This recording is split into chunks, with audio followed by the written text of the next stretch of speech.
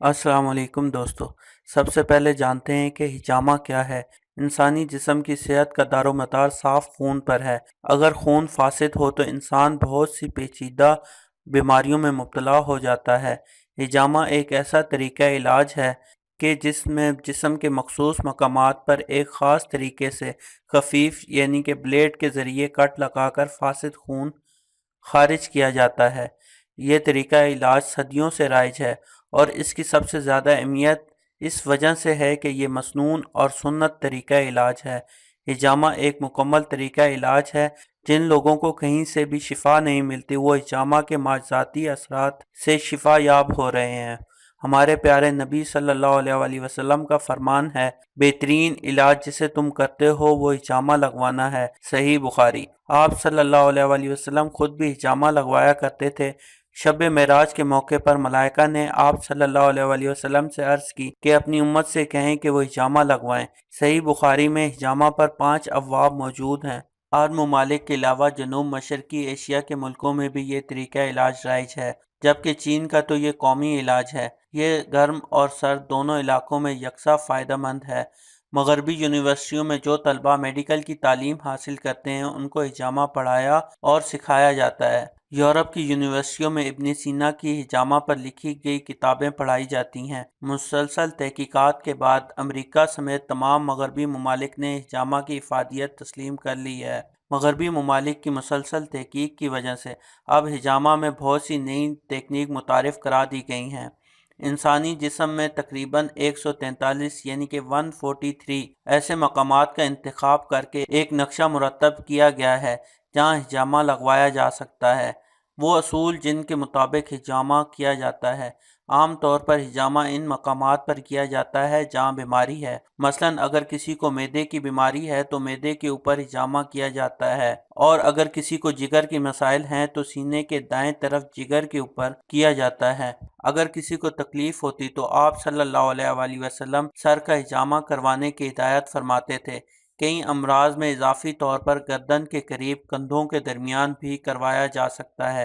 آپ صلی اللہ علیہ وآلہ وسلم خود بھی اس مقام پر ہجامہ کرواتے تھے۔ ہجامہ کتنی دفعہ کروانا چاہیے؟ اگر ایک دفعہ ہجامہ کروانے سے مرض ٹھیک نہیں ہوتا تو پھر 2 ہفتے میں 1 مہینے کے وقفے سے 3 سے 7 مرتبہ کروانا چاہیے، یا جیسا طبیب تجویز کرے۔ ہجامہ کن بیماریوں میں کروایا جا سکتا ہے؟ اللہ تعالیٰ نے ہجامہ میں بہت شفا رکھی ہے اور تقریباً سبھی بیماریوں میں ہجامہ کروایا جا سکتا ہے۔ خاص طور پر کچھ خاص بیماریوں میں اس کے معجزاتی اثرات سامنے آئے ہیں، جیسے کہ شب کوری، نظر کی کمزوری، ڈپریشن، درد شقیقہ، چکر آنا، بلڈ پریشر، درد گردہ، گردے کے درد، کندھوں کا درد، ٹانگوں کا درد، کمر کا درد، عرق النساء، دماغی امراض، برس، الرجی، سحر اور جادو اور بہت سی دوسری بیماریاں۔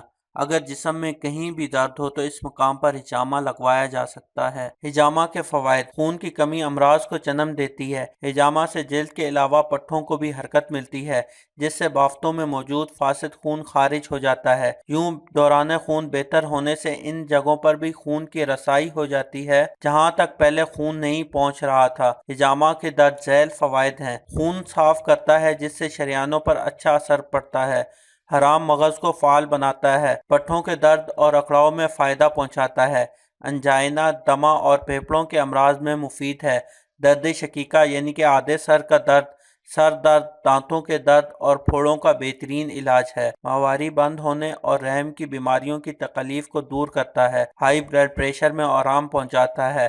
سینہ، کمر اور کندھوں کے درد کے علاوہ جسم میں کہیں بھی درد ہو تو وہاں ہجامہ کروانا مفید ہے۔ ان سب کے علاوہ آنکھوں کی بیماری، کائلی، سستی، زیادہ نیند آنا، کیل، مہاسے، ناسور، خارش، زہر خوردنی، الرجی، ورم، گردہ اور پیپ کے زخموں کے لیے بھی ہجامہ فائدہ مند ہے، جبکہ ضروری ہے کہ صحت مند لوگ بھی ہجامہ کروائیں، کیونکہ نہ صرف یہ مسنون ہے بلکہ سنت بھی ہے۔ یہ بیماریوں کو حملہ آور ہونے سے بھی روکتا ہے۔ ہجامہ کے لیے احتیاطی تدابیر: ہجامہ کروانے کے 1 گھنٹے تک کچھ بھی کھانے پینے سے اجتناب کریں۔ بہت زیادہ دبلے پتلے اور کمزور افراد، حاملہ عورتیں، جگر کے شدید امراض میں مبتلا افراد، گردوں کی صفائی یعنی کہ ڈائلیسس کرانے والے مریض اور وہ امراض جن میں خون نہیں رکتا، ان کے مریض ہجامہ نہ کروائیں۔ ضعیف لوگ جو کمزور بھی ہوں اس وقت تک نہ لگوائیں جب تک اس کی اشد ضرورت نہ ہو۔ پانی کی کمی کا شکار بچوں کو بھی نہ لگوائیں۔ غسل کے فوری بعد اور قے ہونے کے فوری بعد بھی ہجامہ نہ لگوائیں۔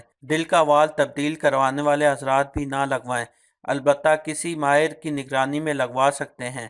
پیروں اور گھٹنوں پر سوجن ہو تو ہجامہ اس مقام سے دور ہٹ کر احتیاط سے لگوائیں۔ لو بلڈ پریشر کے مریضوں کو کمر کے قریب والی ریڑھ کی ہڈیوں کے قریب نہیں لگوانا چاہیے اور ایک ہی وقت میں 2 سے زیادہ ہجامہ نہیں لگوانا چاہیے۔ خون کی کمی کے مریض اپنے معالج کے مشورے سے ہجامہ لگوائیں۔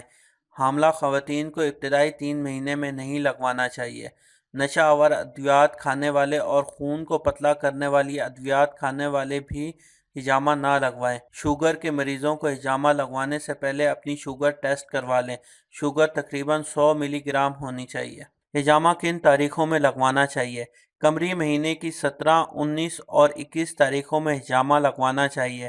حضرت عبداللہ بن عباس رضی اللہ تعالیٰ عنہ فرماتے ہیں کہ حضور صلی اللہ علیہ وآلہ وسلم نے فرمایا، بہترین دن جن میں تم ہجامہ لگواتے ہو وہ قمری مہینے کے 17، 19 اور 21 تاریخیں ہیں۔